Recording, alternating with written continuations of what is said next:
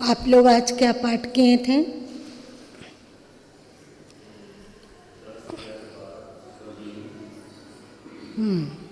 बत 11 और 12 रमेनी। मूस बिलाई एक संग कहू कैसे रह जाए, अचरज एक देखो हो संतो हस्ती सिंघई खाए। हाथी और सिंह किसे कहा गया है?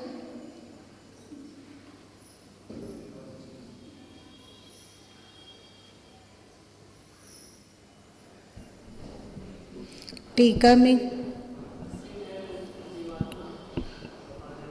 है हाथी।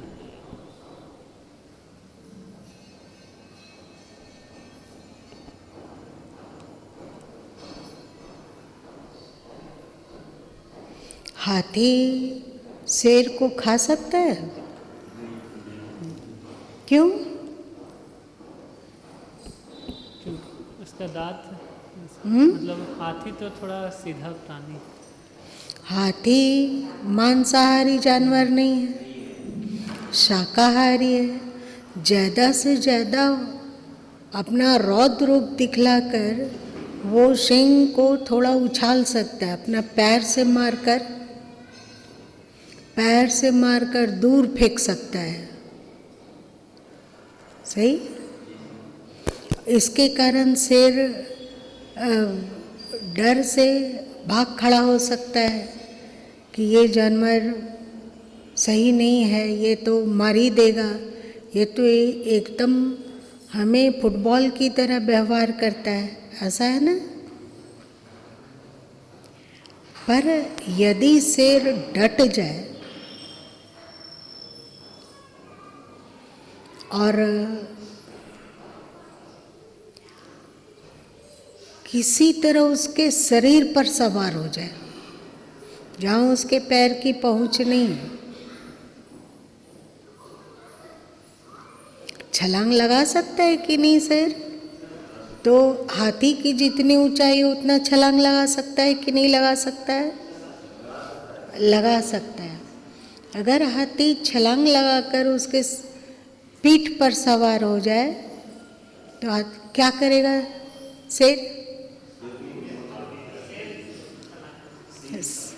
सिंह छलांग लगा के अगर हाथी पर सवार हो जाए तो उसको एकदम चीर फाड़ के रखेगा। शक्तिशाली हाथी भी है, ऐसा नहीं कि हाथी शक्तिशाली नहीं है तो शाकाहारी प्राणी, परंतु उसका जो दिल डौल है ना, वो किसी भी शेर को डराने के लिए पर्याप्त है।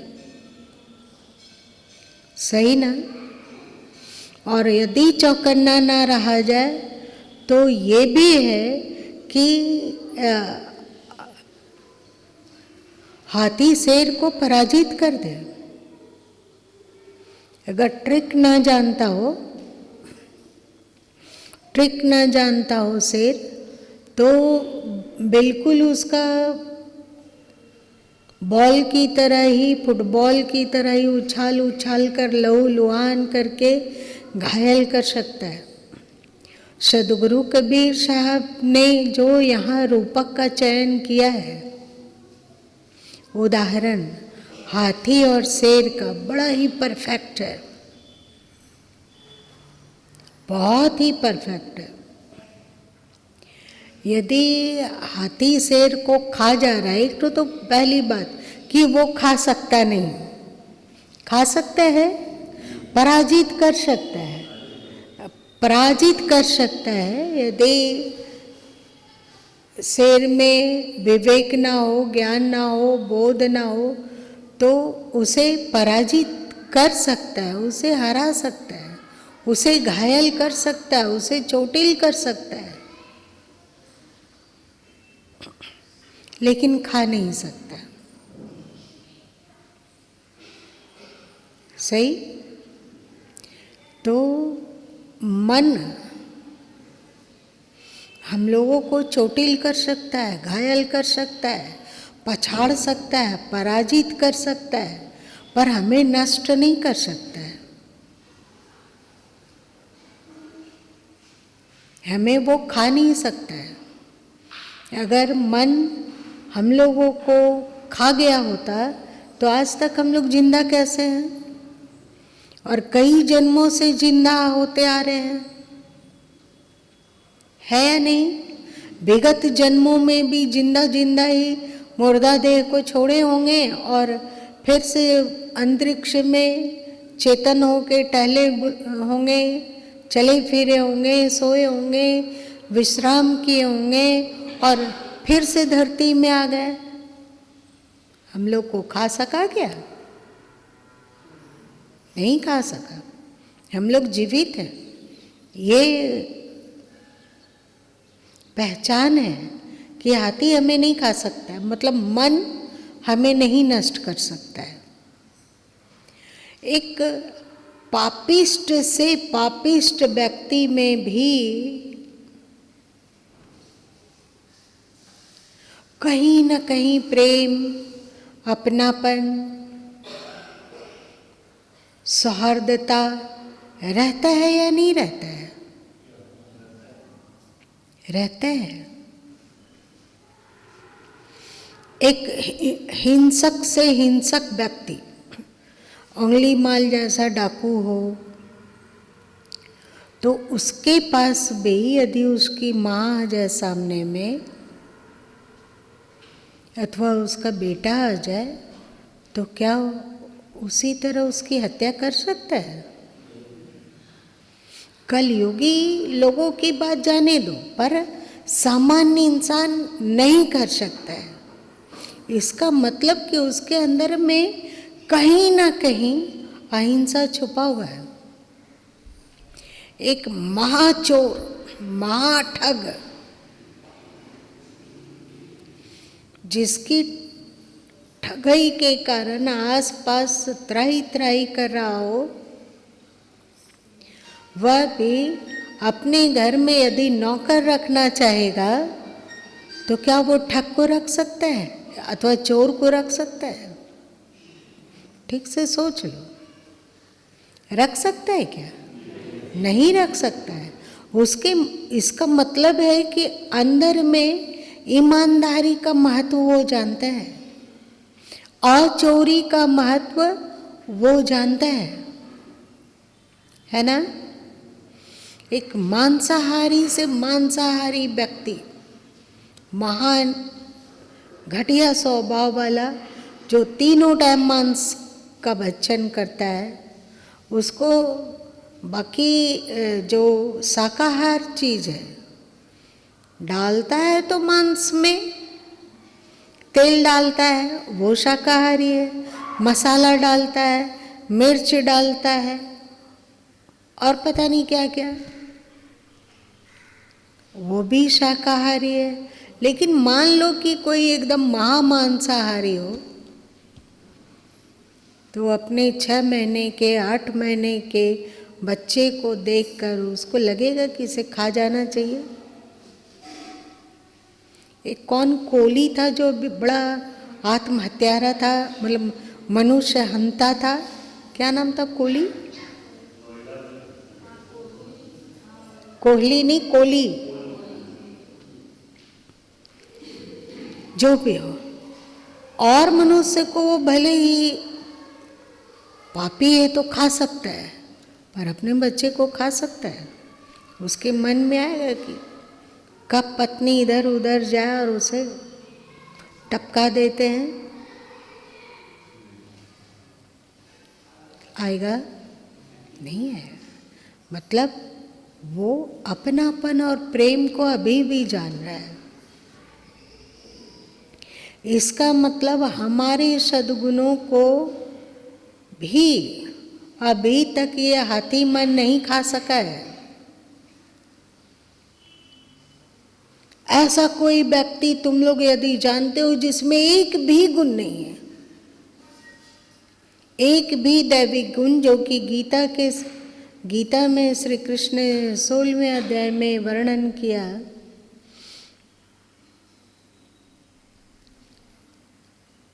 क्या नहीं? क्या कोई गुण ना हो? ढूंढो। आप लोग अपने आप को जब कोसने लग जाते होगे तो कहते होगे कि हम तो मन के गुलाम हैं, मन नाच नचा देता है, मन को कंट्रोल नहीं कर सकते हैं।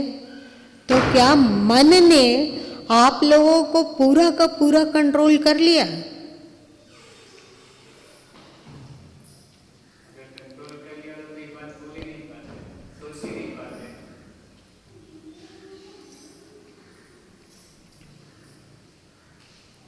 क्या आपके दैविक गुणों को मन खा गया? आपको तो नहीं खाया, ये तो पक्का है। ये तो स्पष्ट दिख रहा है कि हम लोग बैठे हुए हैं, जिंदा हैं अभी फिर से, और यदि मर जाएंगे तो फिर कहीं ना कहीं जन्म ले लेंगे। मतलब मन हम लोगों को नहीं खा सका, ये तो समझ गए। पर क्या हमारे समस्त दैविक गुणों को खा पाया? कोई गुण नहीं है। अगर आप में गुण नहीं होता तो आप सत्संग में क्यों आते? आप सुमिरन क्यों करते? आप स्वाध्याय क्यों करते? आप ध्यान में रुचि क्यों लेते? ऐसा पृथ्वी भर के किसी भी कोने में चले जाओ, जहाँ जो महानीच हो दुनिया की नज़र में, उसके भीतर भी गुण कहीं ना कहीं छुपा हुआ रहता है। सही ना? गुण छुपा हुआ रहता है, मतलब दैविक वृत्ति उसमें है। परंतु ऐसे बहुत सारे संत होंगे, महापुरुष होंगे, जिनमें केवल दैविक वृत्ति है, असुरी वृत्ति का तो नामो निशान नहीं है। ऐसे मिल सकते हैं कि नहीं? मिल सकते हैं। मतलब असुरी वृत्तियों को तो समाप्त किया जा सकता है, पर दैविक वृत्तियों को समाप्त नहीं किया जा सकता है। दैविक वृत्तियाँ भले ही हम लोगों के भीतर प्रसुप्तावस्था में हो, परंतु है जरूर। जब तक हम लोगों के भीतर आत्म तत्व का निवास है, तब तक हमसे हमारी दैविक वृत्तियों को कोई दूर नहीं कर सकता, कोई नहीं नष्ट कर सकता, क्योंकि हमारी आत्मा सच्चित आनंद और परम निर्मल, परम निर्विकार, परम शांत, परम निर्लिप्त परमात्मा का ही अंश है।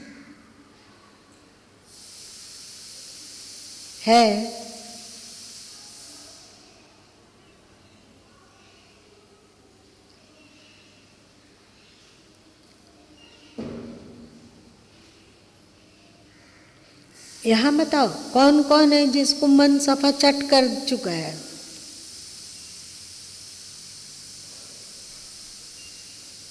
जिसको मन पूरी तरह सफा चट कर दिया? कोई? आया। जाओ, पूरे गिरिडीह में कितनी आबादी होगी? आसपास छोटे छोटे गांवों को लेकर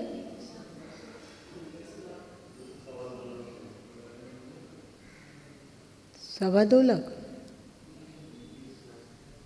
ज़्यादा नहीं, 25 लाख के लगभग में होगा। नहीं, जो भी हो, इसमें एक भी व्यक्ति को खोज के लाओ जिसको कि उसका मन खा गया हो।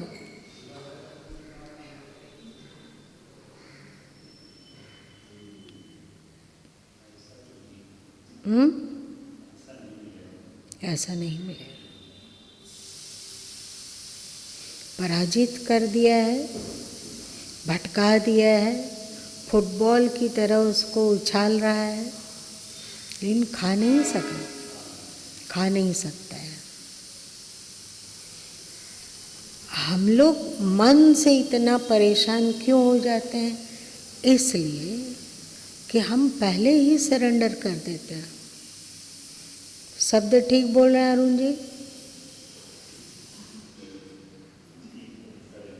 हाँ, सरेंडर, ये हमें अरुण जी सिखाए हैं।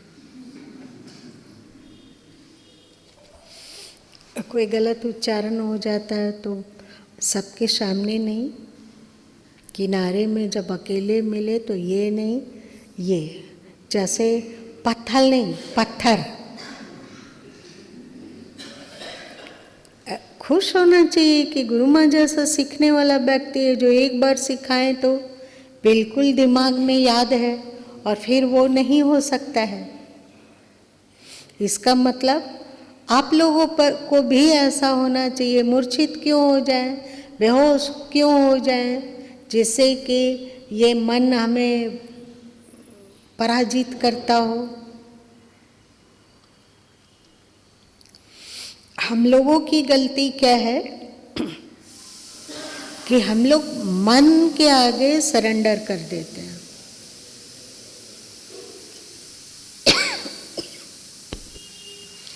एक व्यक्ति, एक सेनापति यदि युद्ध के मैदान में जग गया हो और सेनापति के अंतस में हो कि जीतना असंभव है, जीत नहीं सकेंगे, सैनिकों को भी बोलता हो कि राजा का आदेश है अथवा सरकार का आदेश है, युद्ध तो करना ही होगा और युद्ध की परिणति तुम लोग जानते हो, बच नहीं सकेंगे, हार के निकलेंगे, हार जाएंगे तो शत्रु सैनिक छोड़ेगा नहीं, या तो बंदी बना लेगा या तो मार डालेगा। इसलिए जिसको याद करना है याद कर लो। तो यदि किसी के पास मोबाइल होता उस समय तो जल्दी जल्दी लोग अपना अपना परिवार को तुरंत फ़ोन कर लेते, अपने बच्चों का की आवाज़ सुन लेते हैं, पत्नी का आखिरी बार आवाज़ सुन रहे हैं, बच्चों से आखिरी बार बात हो रही है। बताओ ये सैनिक कितने प्रतिशत जीतने की संभावना देता है? बताओ, 0 हो जाएगा ना, पक्का। इतना मन जिसका गिरा हुआ हो वो नहीं जीत सकता। एक बार ऐसे ही बार बार सैनिक हार रहे थे और राजा को हर हालत में दुश्मन सेना पर विजय चाहिए था क्योंकि उसके अस्तित्व का सवाल था।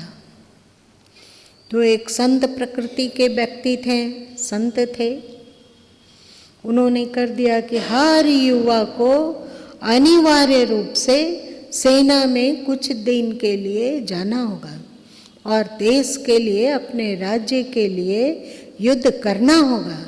तो उसी में एक संत भी पड़ गए।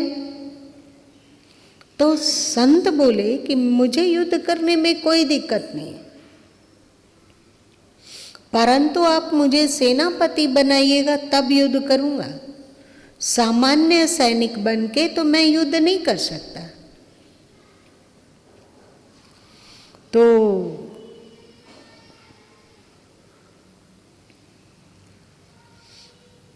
राजा मान लिया क्योंकि अच्छे संत माने गए थे। उनको एक छोटी सी टुकड़ी मिली तो जाने लग गए। तो रास्ते में एक मंदिर पड़ता था।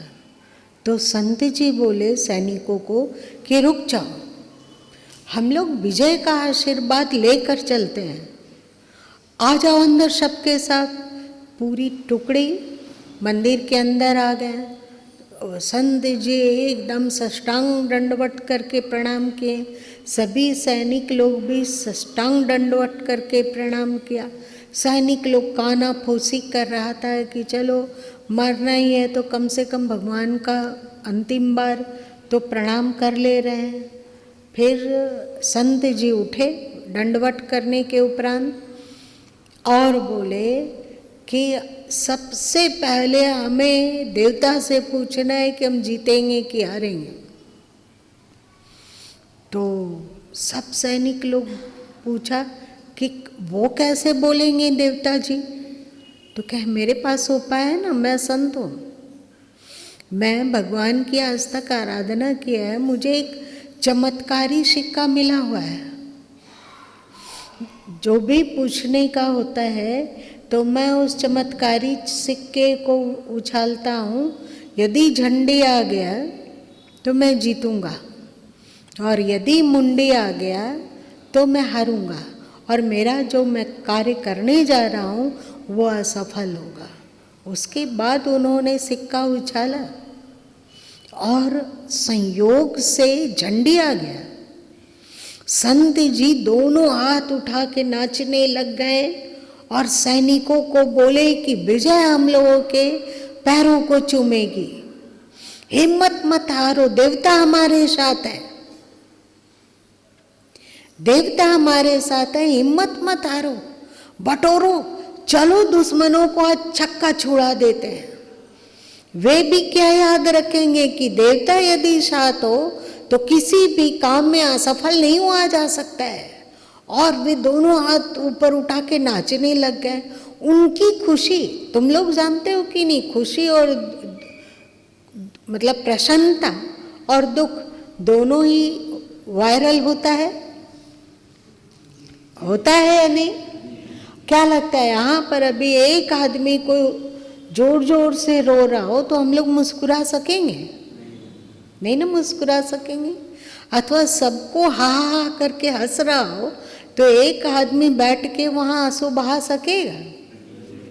तो जब संत जी को नाचता देखे तो सब सैनिक लोग हाथ ऊपर ऊपर करके नाचने लगा और अब देवता का नाम लेकर जय देवता जय देवता करने लग गया। संत जी बोले तैयार, आक्रमण। सब दौड़ते हुए एकदम शत्रु सैनिक को छक्का छुड़ा दिया और उन लोगों को पराजित ही नहीं किया, उन लोगों को धूल चटा दिया। ज्यादातर शत्रु देश के सैनिक मारे गए। फिर विजय का मसाल डुगडुगी पिटते हुए संत सैनिकों के साथ कुछ कुछ सैनिक अपने भी मरे थे, पर बहुत जीवित थे। उनको लेकर विजय जुलूस निकालते हुए सब जय जयकार करते हुए राजा के पास पहुंचा। और राजा तो दांतों तले उंगली दबा लिया कि आप अब तो छोटी सी सेना टुकड़ी बची हुई है, इसमें आप कैसे विजय प्राप्त किए? वो कौन से देवता हैं? उस देवता को, देवता का मंदिर गांव-गांव में बना देना चाहिए। तो संत जी खिलखिला के हंसे, बोले देवता का चमत्कार नहीं है, विल पावर का चमत्कार है। तो राजा बोला मैं कुछ समझा नहीं, देवता जी ने बताया था ना आपको कि आप जीत जाएंगे। तो संत जी अपने खीसे में जो खोस कर रखे हुए थे सिक्के उसे निकाले, बोले देवता जी ने नहीं बताया, सिक्का नहीं बतलाया। कैसे? सिक्का तो नहीं बोलता है, दोनों तरफ झंडी है, दोनों तरफ झंडी है। और जब झंडी देखें सैनिक तो उन लोगों का विल पावर स्ट्रांग हुआ और वे इतने मन के अंदर में जो छुपा हुआ, अंदर में जो छुपा लोगों की पॉजिटिविटी है, जो शक्ति है, वो उभर कर आई। कैसे? पॉजिटिव विचार से। और मजे की बात ये है कि पॉजिटिव विचार भी आपको मन के द्वारा ही निकल रहा है। मन से ही उसका हथियार छीनो और उसी पर आक्रमण करो।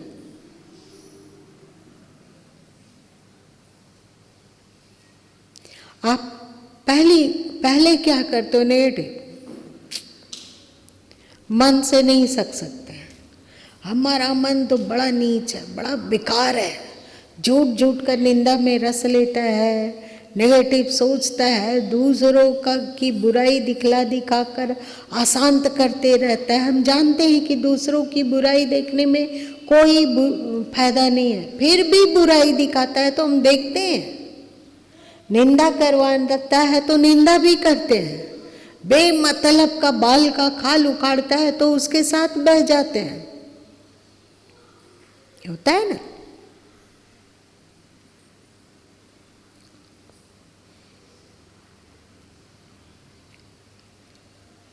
लेकिन जो 2 ठो नारा हिंदू सैनिक लोग पहले लगाया करते थे, वो लोगों के भीतर एक अद्भुत पॉजिटिव प्रचंडता, अद्भुत पॉजिटिव मन्यु। 2 नारा क्या था? पहले के समय में सैनिक लोग हर हर महादेव, बताओ क्या लगा तुम लोग को? जोश आएगा कि नेगेटिविटी बढ़ेगी? जोश आ जाता। जैसे ही सब कोई हर हर महादेव करके शत्रु सेना पर आक्रमण करते थे, ये हर हर महादेव क्या है नहीं है इससे कोई मतलब नहीं है। मतलब ये है कि ये उत्साह बढ़ाने वाला है। आज के समय में यदि पाकिस्तान से युद्ध हो और थोड़ी देर के लिए ये धर्मनिरपेक्षता और ये चीज़ वो चीज़ सबसे ऊपर उठकर लोग चिल्लाते हुए जय श्री राम, क्या होगा? सैनिक लोग का जो जोश और हिम्मत और पराजित करने की क्षमता दुगुनी चौगुनी 10 गुनी बढ़ जाएगी कि घट जाएगी?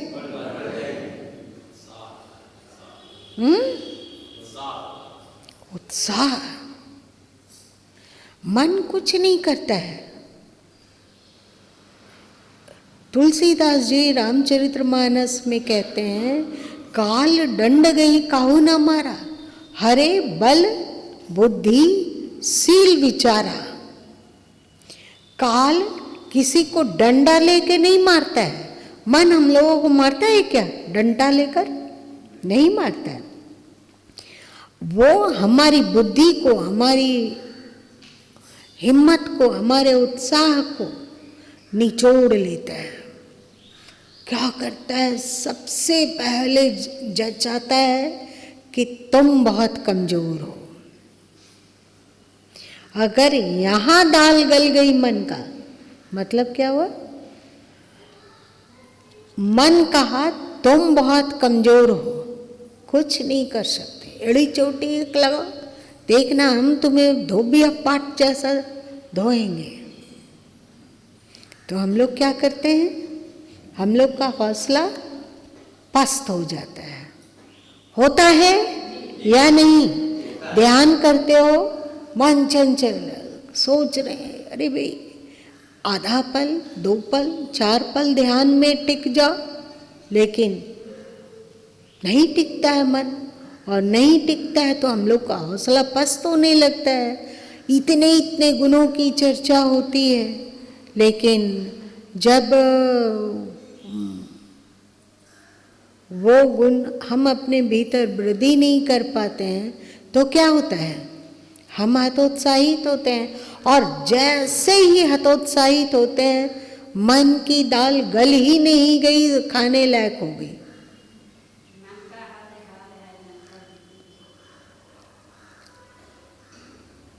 और यदि हिम्मत हो, ठीक है कि अवगुण है, पर मन में अवगुण है, हमारे में नहीं।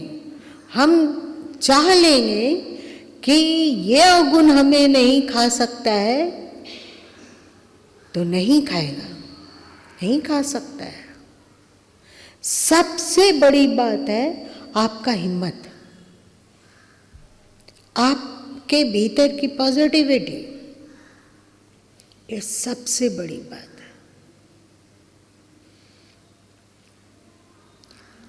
कोई व्यक्ति मान लो कि क्रोध से परेशान है, बहुत परेशान, बार बार कोई क्रोध के चपेटे में आ जाता है, सोचता है ना क्रोध नहीं करना है, लेकिन क्रोध आता है तो इन सब बातों को भूल जाता है और उसको पछाड़ डालता है, पर उसको खा नहीं सकता है।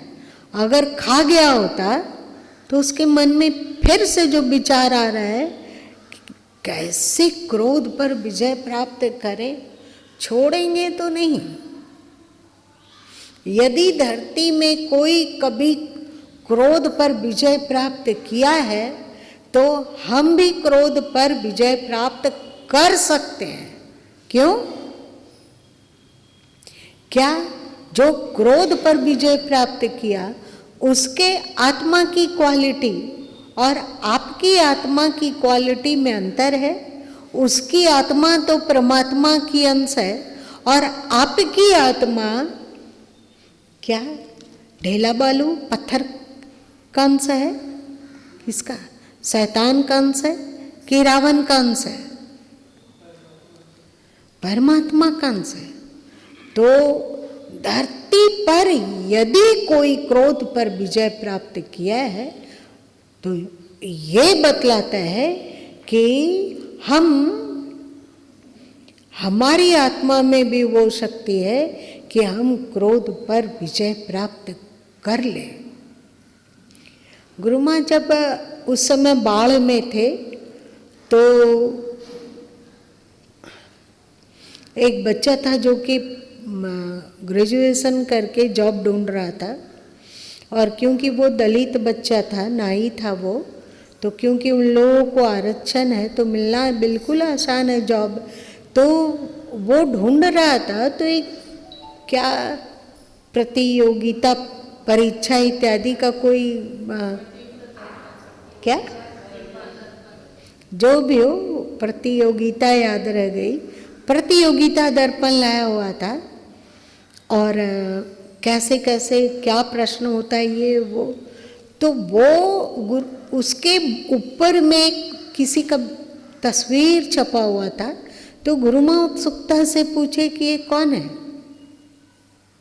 तो वो बोला कि ये मगध यूनिवर्सिटी का टॉपर है। इसे देखकर बहुत प्रेरणा मिलती है, ऐसे लोग तो पूजनीय होते हैं। तो गुरु माँ ये अकड़ भी हो सकता है, लेकिन जो बोले उस समय सो आप लोगों को बांट रहे हैं। तो गुरु माँ बोले पढ़ता कब कितना से कितना बजे तक होगा? तो 8 से 10 घंटा, 12 घंटा, 14 घंटा तक पढ़ता।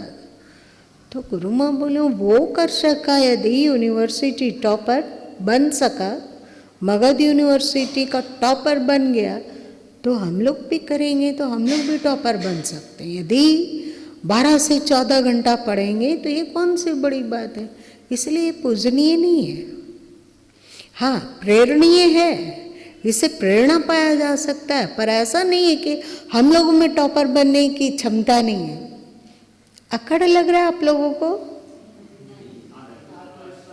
आत्मविश्वास। तो यदि धरती पर कोई विकार मुक्त हुआ है, कोई शांत जीवन जी पाया है, कोई अध्यात्म के पराकाष्ठा में पहुंच सका है, अथवा कोई गीता को अपने जीवन में पूरी तरह से धारण कर पाया है, अथवा बीजक के ज्ञान को अपने भीतर धारण कर पाया है, तो हम लोग भी कर सकते हैं।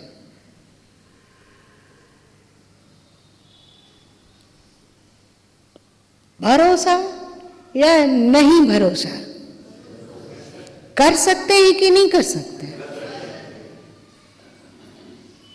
तो हम लोग अपना उत्साह को खंडित कर देते हैं, मन हम लोगों को पराजित कर देता है, खा तो नहीं पाता है पर पराजित करता है, और हम मन के बहकावे में आकर तम गुण, रज गुण अथवा असुरता की ओर बह जाते हैं, इसका कारण है कि हमारे उत्साह और हमारे आत्मबल को हमने कम कर दिया।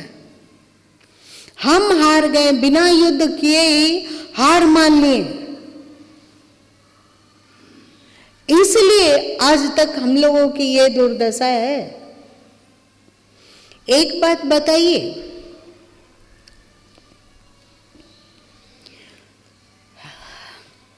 गीता का उपदेश किसने किया?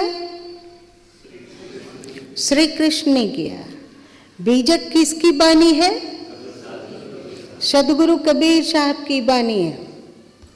उपनिषद किसकी बानी है? ऋषियों की बानी है। अब ये बताओ, कृष्ण की आत्मा से तुम्हारी आत्मा क्या न्यून है? ठीक से सोच लो, क्या उसमें मतलब डबल धमाका जैसा डबल आत्मा हो और हम लोगों में सिंगल आत्मा हो? तो वैसे भी हम लोगों की ताकत आधी हो गई। बताओ, कृष्ण में जो आत्मा थी वही तुम लोगों के भीतर है या नहीं? है ना? और कबीर के भीतर जो आत्मा थी वो हम लोगों के भीतर भी है या नहीं? बुद्ध के भीतर जो आत्मा थी, महावीर के भीतर जो आत्मा थी, वही आत्मा हम लोगों में भी है। और उनके भीतर जितनी शक्ति थी उतनी ही शक्ति हम लोगों के भी भीतर में है।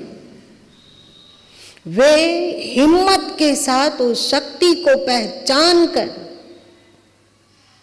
उत्साह के साथ अपने उसको जागृत करने के लिए दक्षित रहे।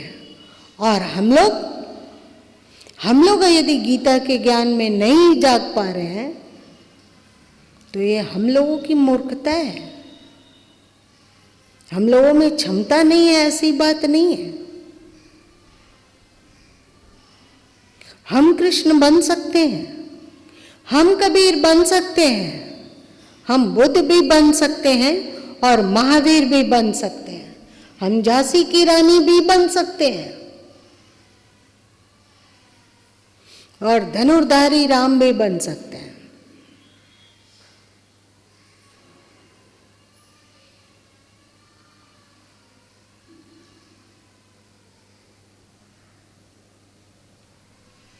इतना सन्नाटा क्यों? हम लोग सदगुरु कबीर साहब चौतीसा में कह दें, बरबर की एक काज नहीं हुई, मतलब वो बड़ा है, वो बड़ा है, वो बड़ा है, ऐसा करने से काम सिद्ध नहीं हो सकता है। बड़े हैं, कृष्ण बड़े हैं तो कबीर बड़े हैं, बुद्ध, महावीर, नानक बड़े हैं, ठीक है, बड़े हैं। पर बड़ा बनने की संभावना हम लोगों के भी भीतर है। बस उस संभावना को साकार करो। श्री कृष्ण ने ललकारा अर्जुन को कि उठो अर्जुन, गांडीव संभालो, तो केवल उन्होंने अर्जुन को नहीं ललकारा, आप लोग को भी ललकार रहे हैं वे, उठो, तुम्हारे भीतर महानता है तो है, ये नाश, इसका नाश कभी नहीं हो सकता है। पापी से पापी व्यक्ति में भी महानता का बीज है, हत्यारे से हत्यारे व्यक्ति में भी प्रेम का बीज है, दया का बीज है।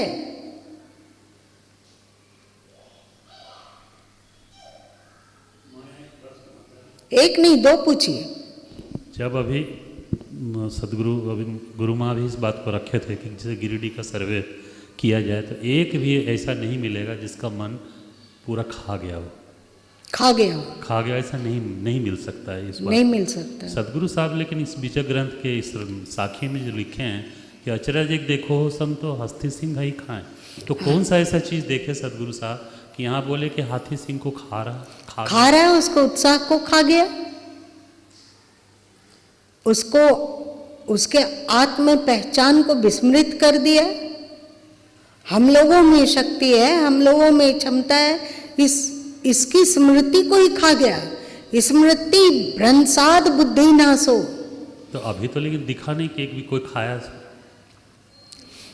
अरे बाबा, आपको तो भ्रम है ना कि खा जाता है, खाया नहीं है, सचमुच में नहीं खाया है, लेकिन खाने का भ्रम हो गया। जैसे झुरमुट को देखकर प्रेत का भ्रम हो जाए तो आदमी बेहोश होके गिर जाएगा कि नाचने लगेगा,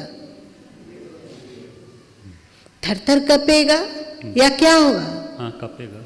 वहां पर भूत वूत कुछ नहीं है, केवल मान्यता है कि भूत है वहां।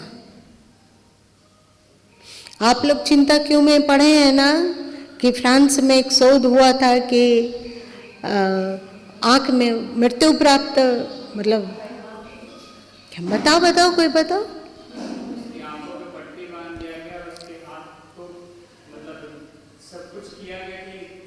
उसको लगे कि रक्त बह रहा है, रक्त बह रहा है और बह कुछ नहीं रहा था, गर्म पानी का सिर्फ ड्रॉप गिराया जा रहा था। हाँ, जिससे कि उसको लग रहा है कि गरम गरम खून निकल रहा है, तो मर गया। तो हम लोग भी मान लिए, मान से तो नहीं सकेंगे, कच्ची भाषा में बोलेंगे तो ऐसे बोलेंगे, मन से नहीं पारेंगे। और से तो पार सकते हैं लेकिन मन से नहीं।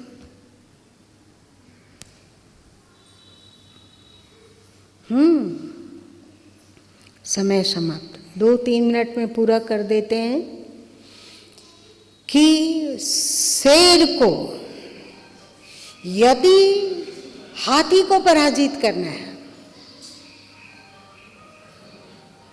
तो क्या करना होगा?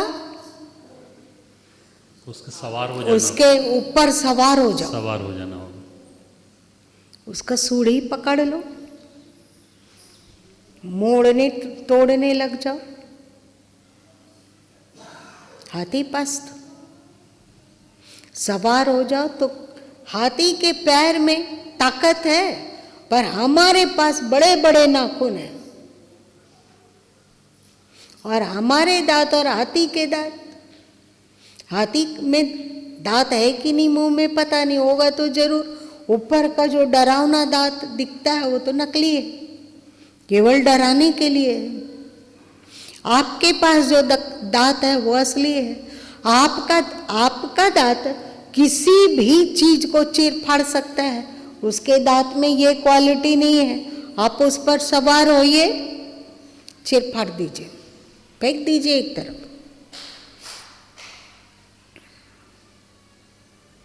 आपके हौसले को खा गया, अथवा आप भ्रम आपके दिमाग में डाल दिया कि आप में शक्ति नहीं है, आप में शक्ति नहीं। आप 1000 बार बोलते हो हमारे में शक्ति नहीं है, हमारे में शक्ति नहीं है, और इसको जितनी बार बोलोगे उतने ही आप कमजोर हो रहे हो। क्योंकि आप यदि नेगेटिव से जुड़ जा रहे हो, इस विचार से आप संयुक्त होते हो, तो ये विचार और इस तरह की परिस्थिति को आप पुष्ट करते हो। कल बतलाया गया था ना,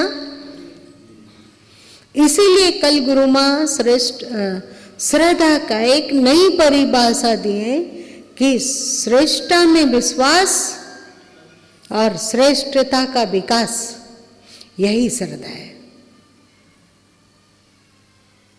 कल बताए थे ना, श्रेष्ठता में विश्वास।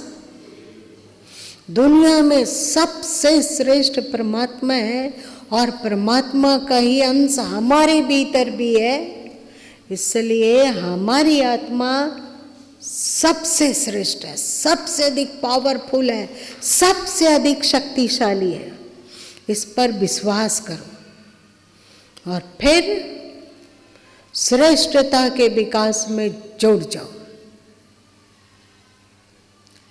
श्रेष्ठता के विकास है तो सबसे पहले मन पर सवार हो, मतलब होश संभालो, होश, बिल्कुल होश। होश मतलब जागरण। बेहोशी में हम लोग कुछ का कुछ कर जाते हैं, पता नहीं चलता है। इसलिए महात्मा बुद्ध होश के बारे में, होश पर इतना बोले और इतना बल दिए। सदगुरु कबीर साहब भी अपने अनेक पदों में क्या सोया बेचेत मुसाफिर, क्या सोया बेचेत, अथवा उठ जाग मुसाफिर भोर भई, जागरण की बात बहुत कहे हैं कि नहीं। तो एक सिस्टम से आगे बढ़ो, एक तकनीक से आगे बढ़ो। सबसे पहले ऐसे अभी सिद्धांत अपना हाथ हिलाया, देखो अभी पैर उठाया, लेकिन बेहोशी में, उसको पता नहीं चला। पता चला देखो अभी तुम उंगली इधर उधर कर रहे हो, बेहोशी में हुआ। बहुत कीमती बात है। आपका पैर हिल रहा है, कोई बात नहीं, पर होश पूर्वक। अंगूठे हिल रहे हैं, उसमें होश हो, नहीं हिल रहा है, अब ऐसा तुम निर्णय ले सकोगे कि हिलाना उचित है कि नहीं हिलाना उचित है। और जैसे ही देखोगे, और जब तक तुम देखोगे तब तक अपने मन से अंगूठा हिलते रहेगा क्या? जो चाहेंगे वो होगा। हिलाना है हिलेगा, नहीं हिलाना है चुप बैठ जाएगा। राइट या रॉन्ग? साधो होश को। अभी गर्दन घुमाए हैं, ये होश में हुआ कि बेहोशी में, इसकी समीक्षा करनी होगी।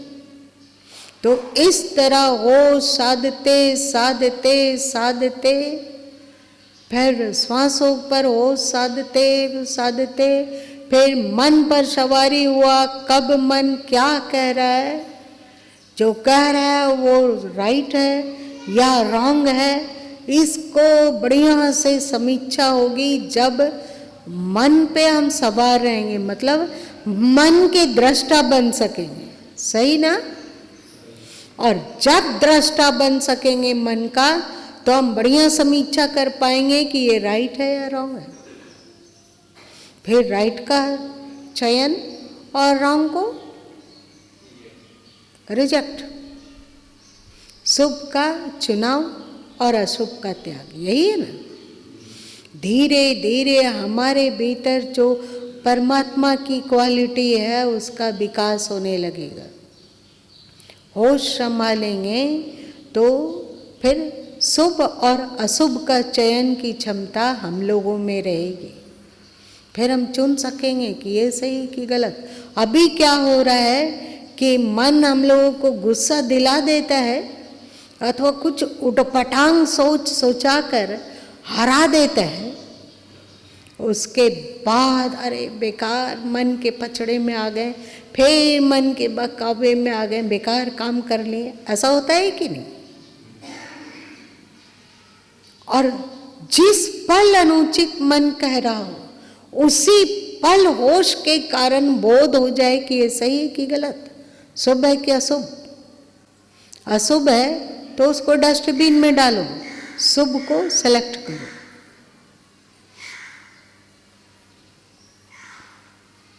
ये हुआ हाथी पर सवारी।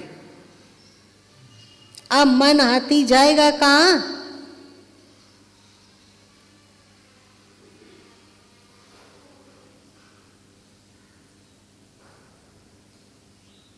भ्रम डाल सकेगा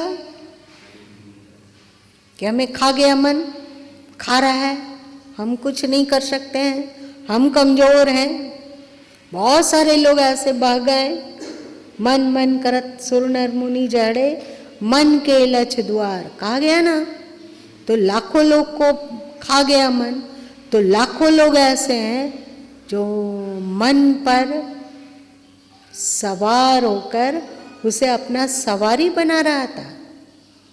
सदगुरु कबीर साहब साकी ग्रंथ में ही कहते हैं कि लोग कहते हैं कि मेरा मन मर जाए, मेरा मन मर जाए, और मैं चाहता हूँ कि मेरा मन मुझे मिले। मुझे मिले मतलब मेरे लिए ये उपयोगी है। इस मन के द्वारा हम श्रेष्ठ का चुनाव कर सकते हैं ना, श्रेष्ठ में स्थिर हो सकते हैं। इसी मन का सहारा लेकर हम आत्मज्ञान प्राप्त कर सकते हैं, आत्मचिंतन कर सकते हैं, आत्मस्थित हो सकते हैं, वो अपने भीतर सोई हुई क्षमता को जगा सकते हैं। मन हमारा उपकरण है, कार्य करने का उपकरण, यह व्यर्थ नहीं है। मन केवल दुष्ट ही नहीं है, मन केवल दुश्मन ही नहीं है। हम लोग कमजोर होके मिमियाते हैं तो मन शक्तिशाली होता है। यदि तुम अपने आत्म तत्व को पहचान कर अपनी असंगता को जानो, मन और तुम्हारे बीच जो फासला है इसको होश के द्वारा देख पाओ तो समझोगे कि नहीं, हम मन से कमजोर नहीं है, हम तो आत्मा हैं। उद्घोष करोगे शिवोहम शिवोहम, अहम ब्रह्मस्मि।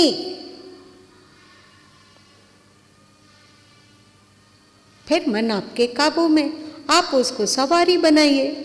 जहाँ जाना है हाथी पर सवार होके यदि शेर निकले, क्या शानदार होगा।